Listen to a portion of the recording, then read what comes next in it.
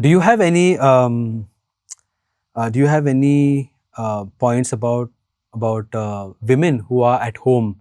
Okay, mostly like homemakers, or like if they're working, or even if they're not working, uh, how, like Proverbs 31 talks about the role of women, right? And so can you explain about like how can she manage her home finances with regards to how much she spends, and whether she's working or not working? How, like, do you have any pointers on that for women in the audience? So very often, what happens, the work a woman does at home as a homemaker is quite unrecognized. It's not given its true value. Yeah. Just last week, I was reading one very interesting article. There is of a couple. They're working in a corporate, and they don't have time for the various duties that would otherwise be there at home. Correct. And they've hired somebody called as a home manager. Yes, I saw Really? that. 1 lakh per month. 1 lakh per month. Yes.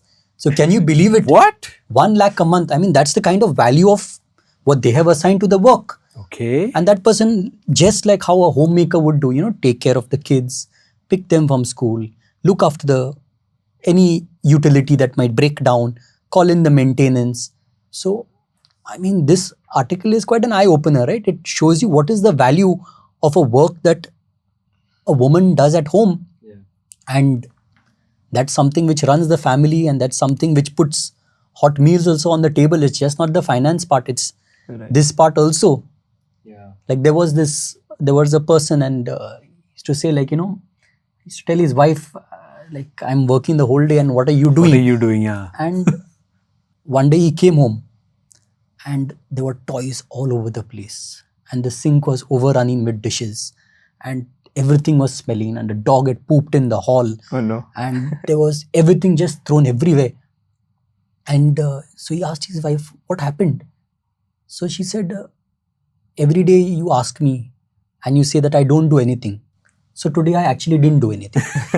Yeah. So that's the thing. And this Proverbs 31 woman is a woman who has so much of talent. She has all the virtues. And that's what something, Yes. whether it's my wife, yes. whether it's my mother, whether it's in so many women who I know, who I see this. Sometimes I look at myself, I look at my siblings, and Proverbs 31 says, like, the children will rise and they will call her blessed. And that's what something I see in the way my mother has brought me up, in the way my wife is bringing up our children. And yes, I think Brendon, Yes, you can yes. also. So even in my case, my wife is not working, but she's doing so much more. She's a Proverbs 31 woman. By the world standards, she's not doing anything. Yeah. But by the biblical standards, I'd like to quote since you brought up Proverbs 31, I'd like to quote some of the verses. One is, she looks well to the ways of the household. What does that mean? That means she's looking at the household and she's budgeting. She's planning grocery shopping, all of that stuff. That is finance. That is very important. And she's doing that. The second one is, she stretches out a hand to the poor. What does that mean? Is that she's generous, doing a tithe, doing a charity. She's doing all of that. The next thing is, she's not afraid of the snow.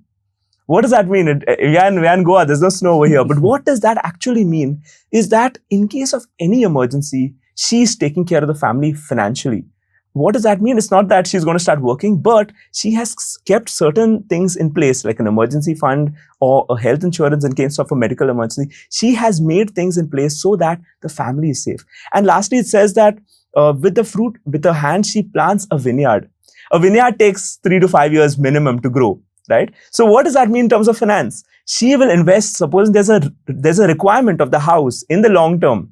What she will do is, she'll plant the vineyard now itself. She will make an investment, maybe in a long-term investment, so that investment will grow just like how the vineyard will grow. And the whole family will benefit from the fruits of that investment. So what I'm trying to say is that even though she's not working, by doing these things, she is actually financially active.